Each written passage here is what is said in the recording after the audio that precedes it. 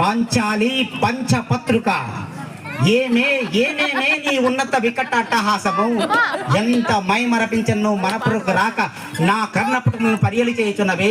ఆహో సతులతో తుల్యుడకు నన్ను బావగా సంభావింపక సన్మానింపక లజ్జా విచక్షణ దొరికాయి ఆ బందకి ఎట్ట ఎదుట ఏల గేలి చేయవలే.